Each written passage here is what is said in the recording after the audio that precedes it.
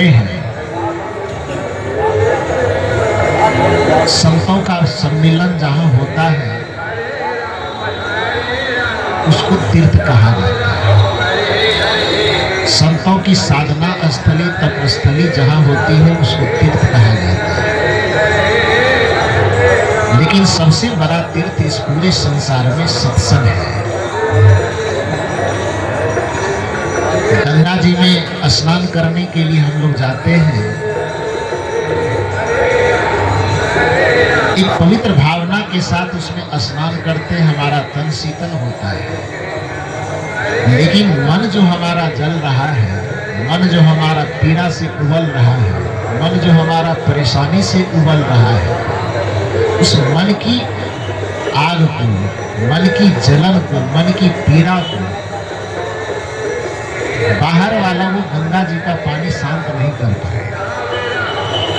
थोड़ी देर के लिए तो जल तो कोई भी होता है तो तन के ताप को ठंडा करता है, लेकिन एक ताप है जिस ताप से पूरी सृष्टि के मनुष्य पीड़ित है, वो है मन का ताप।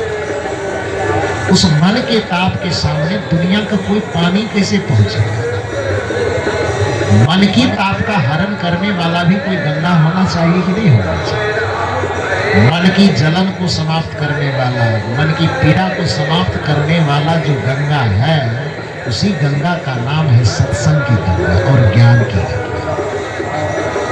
चाहे नर्मदा का पानी हो, गंगा का पानी हो, यमुना का पानी हो, किसी भी पानी से हमारे तन में कुछ शीतलता आएगी, तन कुछ पवित्र होगा।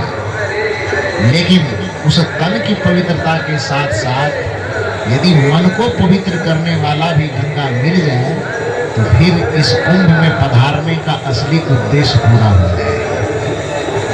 संतों के शरण में जब हम आते हैं, तन को शीतल करने का कार्य तो यहाँ हो ही रहा है, साथ साथ मन को शीतल करने का भी कार्य यहाँ पर हो रहा है। मन की पीड़ा को शांत करने के लिए नीति कहती है कि संसार ताप दग्धानां त्रयो विश्रांति हेतवः अपत्य च कलत्र च शंका संगति रेविष।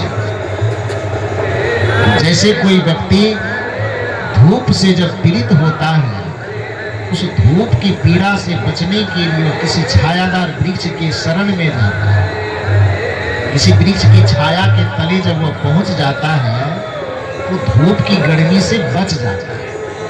उसी तरह से संसार में यदि कोई माया की पीड़ा से बचना चाहे, यदि कोई वासना की पीड़ा से बचना चाहे, यदि कोई काल की पीड़ा से बचना चाहे, दुख के पीड़ा से बचना चाहे, तो इस संसार में उसे संत की छाया में पहुंच जाना चाहिए। उसके मन की पीड़ा का धीरे धीरे अंत होना शुरू हो जाए। इसलिए शायर ने बड़ा सुंदर कहा है कि मशहूर होना पर मगरूर ना होना।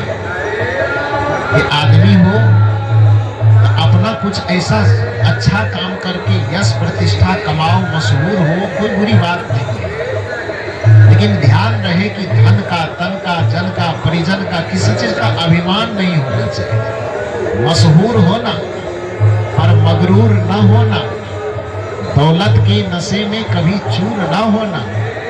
जीवन में चाहते हो सदैव सफलता और शांति, तो संतों के चरण से कभी दूर न होना, संतों के चरण से कभी दूर। संतों की संगति को इस दुनिया में भक्ति की पहली सीढ़ी कहा है। कबीर साहब तो कहते ही हैं कि आग जो लगे आकाश में चुई चुई गिरे अंगार, संत न होते जगत में तो जल मरता संसार। संगत कीजे साधु की हरे ओर की व्याध, ओछी संगति कूर की आठों पहर उपाद।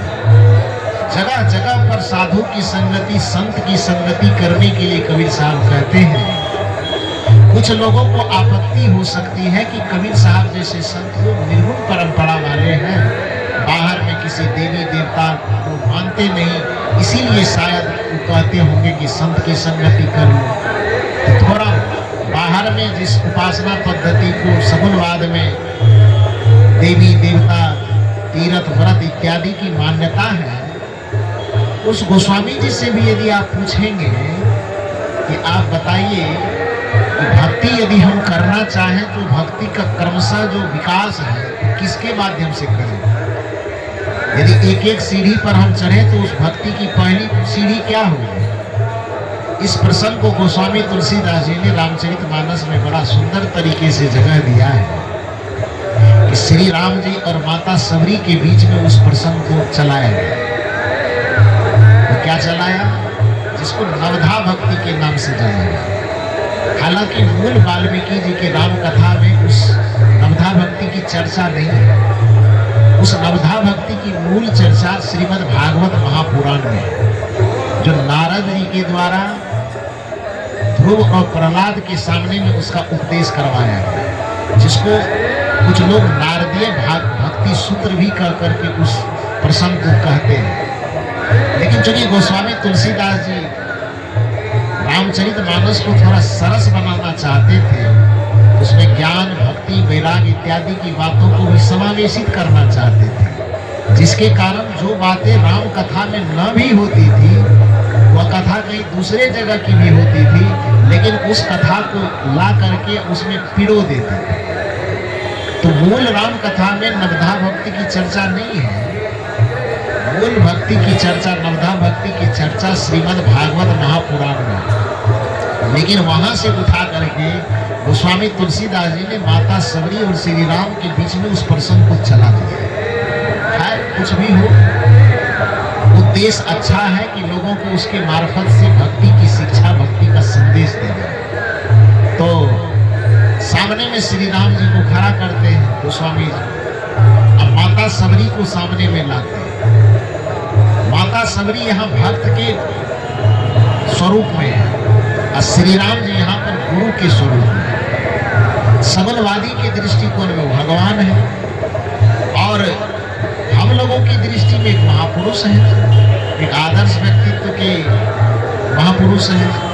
उनके जीवन चरित्र में बहुत सारे ऐसे आदर्श हैं जो जन सामान्य को सीखने लायक है। यदि एक अच्छा बेटा बनना हो तो श्री राम के व्यक्तित्व से अच्छा बेटा बनने की शिक्षा ली जा सकती है। एक अच्छा भाई बनना हो तो श्री राम जी के जीवन से, भरत के जीवन से वह प्रसंग लिया जा सकता है, सीखा जा सकता है कि एक अच्छा भाई बन के कैसे जिया। एक अच्छा शिष्य बनना हो तो श्री राम के व्यक्तित्व से वो प्रेरणा ली जा सकती है। एक अच्छा राजा बनना हो, शासक बनना हो, वो श्री राम जी के जीवन चरित्र से वह शिक्षा ली जा सकती है।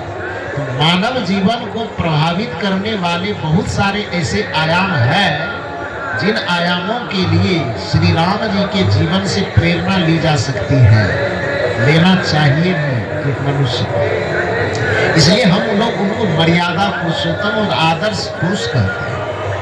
भारतीय संस्कृति को वो व्यक्तित्व बहुत झकझोड़ा है, बहुत उद्वेलित किया है, बहुत प्रेरित किया है। इसलिए एक महापुरुष के रूप में तो हम लोग गिनते ही हैं, लेकिन सगुणवाद की दृष्टि में उसे परमात्मा का अवतार माना जाता है। तो चाहे उसे एक आदर्श पुरुष के रूप में देखा जाए, चाहे उसे भगवान के अवतार के रूप में देखा जाए, तो है तो बड़ा व्यक्ति ही हुआ ना किसी भी दृष्टिकोण से। तो श्री राम के व्यक्तित्व को खड़ा करके सबरी से पूछवाया जा रहा है। माता सबरी पूछती है कि जिस भक्ति से मनुष्य की मुक्ति होती है वह भक्ति आखिर कैसे करे। ध्यान दीजिए, अभी जो आप इस पूरे क्षेत्र में भक्ति का माहौल देख रहे हैं, निर्गुणवाद के दृष्टिकोण में तो ये ठीक है, पूरे देश की सभ्यता और संस्कृति एक जगह इकट्ठा हुई, अच्छी बात है। पूरे देश की संस्कृति को जानने समझने के लिए, व्यक्ति को एक दूसरे को समझने के लिए आपस में जुटना चाहिए। बहाना कोई भी हो, कुंभ का बहाना हो कि महाकुंभ का बहाना हो, समय समय पर ये होता है। ये मनुष्यता के विकास के लिए, मानव मन की शांति के लिए, मानव मन के सुकून के लिए ये सब व्यवस्था चाहे जिस भी मार्फत से तैयार किया जाता हो, ये उचित है, ये व्यवस्था सदैव होना चाहिए। लेकिन भक्ति के नाम पर जो अभी सुबह में मुझे घुमाने के लिए हमारे प्रिय साथी ले गए थे, आपका सुनना दुर्गेश शहर। चूंकि ये इनका इलाका देखा हुआ है, जो छावनी में आप बैठे हुए इसमें इनका बहुत अहम भूमिका है। तो इन्होंने कहा साहब भ्रमण करना है, मैंने कहा करना है। तो भगवान कृष्ण की तरह ये हमारे सारथी कृष्ण भगवान बने और हमको पीछे बैठा करके मेला में पूरा 2-3 घंटा तक चक्कर लगा। तो कुछ जगह जो हम नहीं देख सकते थे उन जगहों को भी दिखाया। तो जब आ रहे थे गाड़ी पे, हम पीछे बैठे थे, एक गाड़ी में बहुत लाल लाल वस्त्र वाले साधु बैठे हुए थे। और खैर वो तो विचित्र लीला सब देख ही रहे हैं, उसमें बताने की जरूरत नहीं। लेकिन बड़ा दुख हुआ इस बात से, बेचारे गाड़ी में स्कॉर्पियो में बैठे 5-6 आदमी बैठे हैं, टीका लगा हुआ है, माला खूब पहना हुआ, वेस्ट वस्त्र भी पहना हुआ है। और हम लोगों की तरफ जब देख रहे थे तो मुंह में सिगरेट लेकर कैसे से आंख चमका रहा है।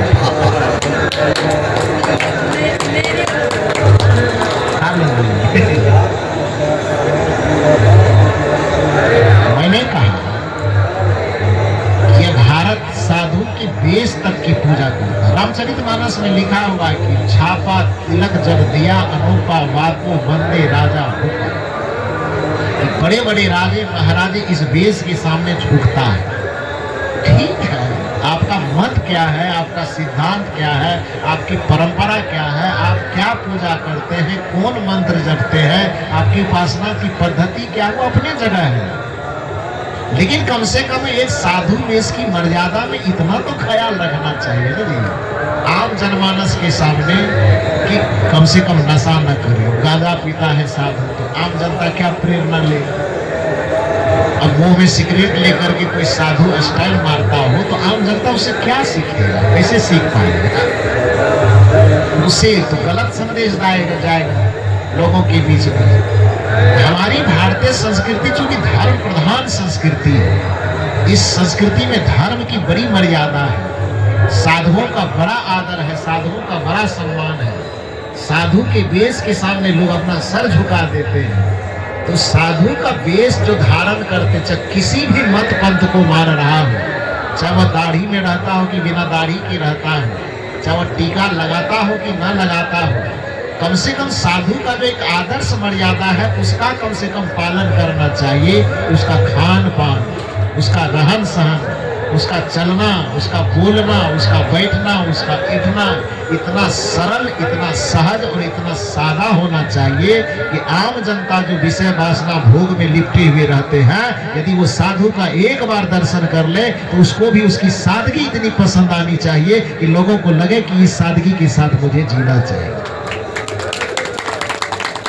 एक साधु का चरित्र, साधु चरित्र शुभ चरित्र कपासु, गोस्वामी तुलसीदास जी। साधु का जो चरित्र होना चाहिए, कपास, कपास में रुई, रुई के तरह स्वच्छ होना चाहिए, निर्मल होना चाहिए। तो कहने का ये मतलब है कि साधु की संगति तो करनी चाहिए, लेकिन कैसे साधु की संगति, इसको भी तो ध्यान रखना होगा।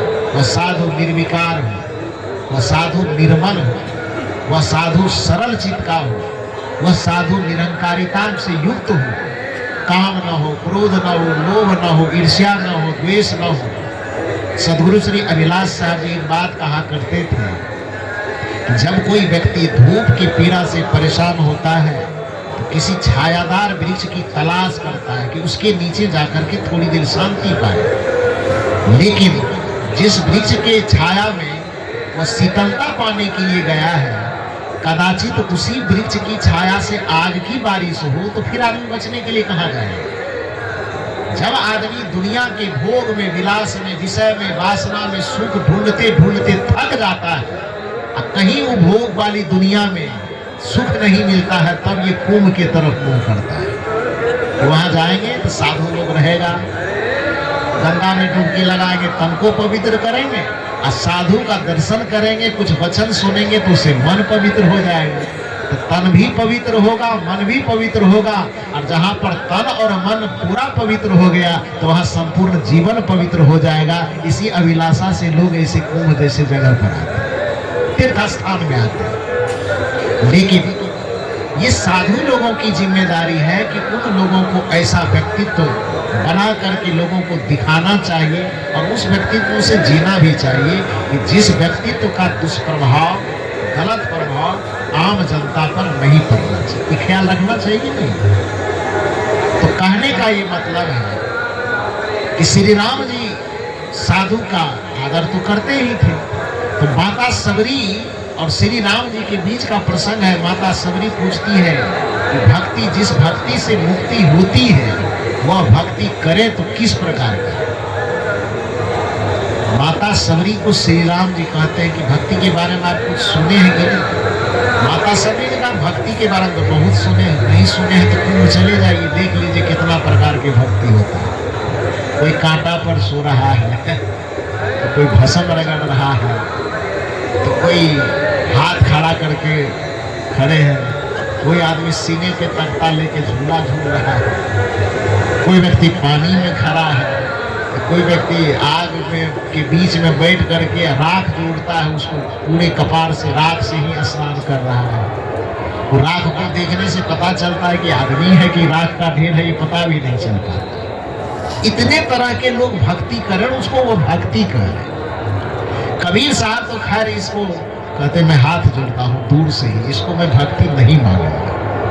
कुछ लोगों को ये आपत्ति होती, क्योंकि कबीर साहब निर्गुण परंपरा वाले हैं, इसलिए इन सब चीजों को भक्ति नहीं मानते। थोड़ा सगुण परंपरा के समर्थन में जो संत हैं, जो विचारक, उन्हीं की बात थोड़ा सुन लेते हैं। अब संत की तो बात छोड़िए, दुनिया, आधी दुनिया जिसे भगवान कह करके पुकारते हैं, वो श्री राम जी कहते हैं कि भक्ति का रास्ता मैं बता रहा हूं। ध्यान दीजिए, श्री राम के द्वारा जो भक्ति का रास्ता बताया जा रहा है, उस सदगुरु कबीर के भक्ति के रास्ते से 1 इंच भी अलग नहीं है, जरा सा भी वो दाएं बाएं नहीं है।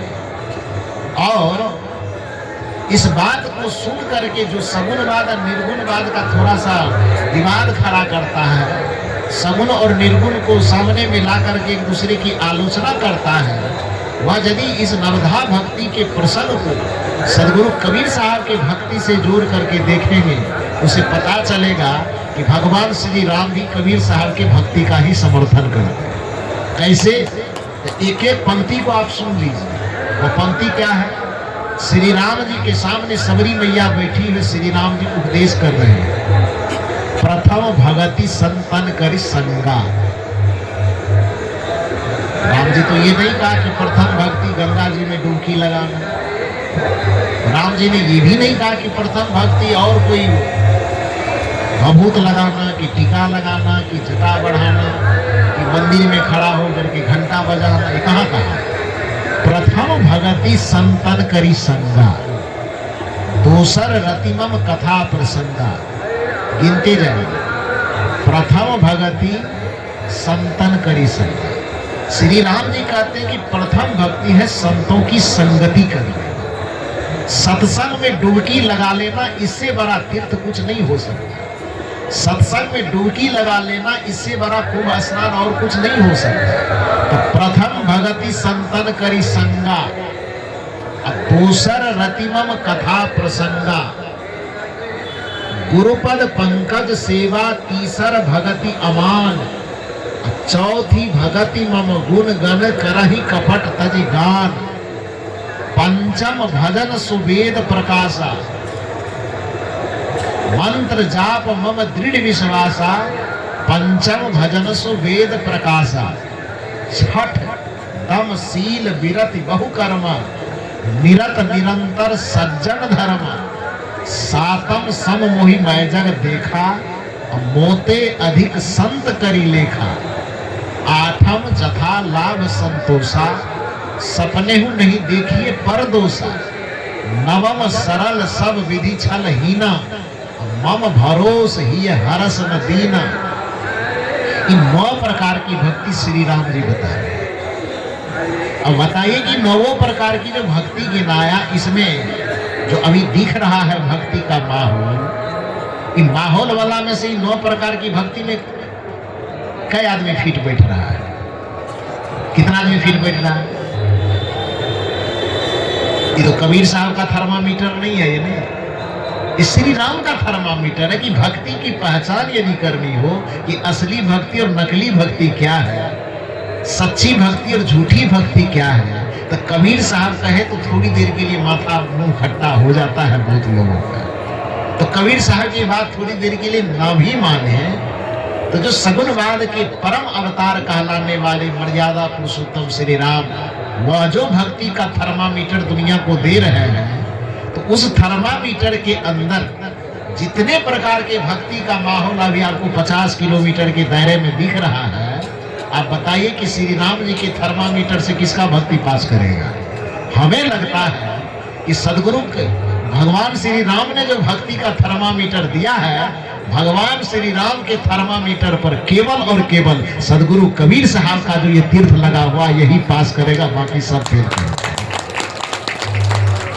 ये मैं इसलिए नहीं कह रहा हूं कि मैं ये कबीर पंथ के मंच पे बैठा हूं, बल्कि थर्मामीटर बता रहा। प्रथम भगति संतन करी संगा, थर्मामीटर का पहला पैराग्राफ यही है। तो प्रथम भगति संतन करी संगा कि भक्ति का पहला सीढ़ी है संतों की संगति करना। संत की संगति कौन कर रहा है यहाँ पे? आप कर रहे हैं, सत्संग कर रहे हैं, संत की संगति ही तो कर रहे हैं। और इससे बड़ा तीर्थ और क्या हो सकता है? सत्संगत ही सच्चा तीर्थ है, क्योंकि तीर्थ की परिभाषा ही होती तार्यते इति तीर्थः, जिसमें बैठने के बाद हम पापों से तर जाते हैं, विकारों से तर जाते हैं, अवगुणों से तर जाते हैं, बुराइयों से तर जाते हैं, दुख से सदा सदा के लिए तर जाते हैं, उसी को तीर्थ कहा। तार्यते इति तीर्थः, जिसमें बैठने पर हम दुख से, पाप से, विकार से, अवगुण से, बुराई से, पीड़ा से, जन्म मरण के आवागमन से सदा सदा के लिए तैर करके पार चले जाते हैं, उस स्थान को, उस संगति को तीर्थ कहा जाता है। और सत्संग से बड़ा तीर्थ इस दुनिया में इसीलिए कोई नहीं है, क्योंकि सत्संग ही हमें समस्त प्रकार के पापों और विकारों से तार देता है। किसी के जीवन में कोई बुराई है, आप ही थोड़ी सी गणना करके देखिए, इस धरती पर आज तक कोई भी मनुष्य किसी अवगुण से तैर करके पार हुआ है तो संत की कृपा से, भगवान की कृपा से। मंदिर में जाकर के कितने लोगों का गांजा छूटा है आज तक? किसी मंदिर में जाकर के कितने लोगों का मांस छूटा है आज तक? मदिरा छूटा है आज तक? किसी मंदिर में जाकर के आज तक कितने लोगों का चोरी छूट गया, बेईमानी छूट गया, शैतानी छूट गया, हैवानी छूट गया? गिनती करेंगे तो शायद हमको नहीं लगता है कि किसी आदमी को गिन के बता पाएगा। लेकिन यदि आपसे दूसरा सवाल किया जाए कि सत्संग में आने से कितने लोगों का मांस, मछली, दारू, गांजा, भांग, बीड़ी, सिगरेट, चोरी, हिंसा, नशा, व्यभिचार, इन चीजों से कितना आदमी मुक्त हुआ है, तो पूरे धरती के पन्ना जब पलटिएगा ना, पूरे धरती के मानव चरित्र का पन्ना पलटिएगा, तो जितने भी मनुष्य के जीवन में विकारों से मुक्त होकर के वह सदाचार में लगा है, जितने भी व्यक्ति कुसन से मुक्त होकर के सुसन में लगा है, जितने भी व्यक्ति पापाचार से मुक्त होकर के सदाचार में लगा है, जितने भी मनुष्य पाप से मुक्त होकर के पुण्य की तरफ लगा है, उस समय सत्संग का योगदान आपको झलकेगा कि सत्संग की कृपा से ही सारे बिगड़े लोग सुधर पाए।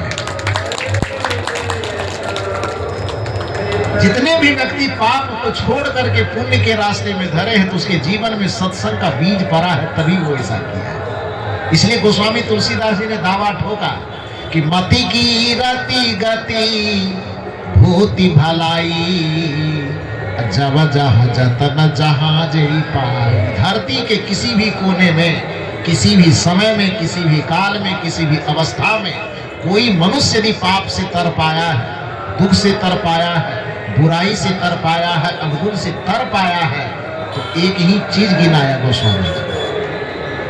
कबीर साहब का नाम मैं बार बार इसलिए नहीं ले रहा हूँ क्योंकि लोग यदि बाहर में भी सुनेंगे तो कहेंगे कबीर पंथी नहीं, इसीलिए खाली कबीर साहब की बात।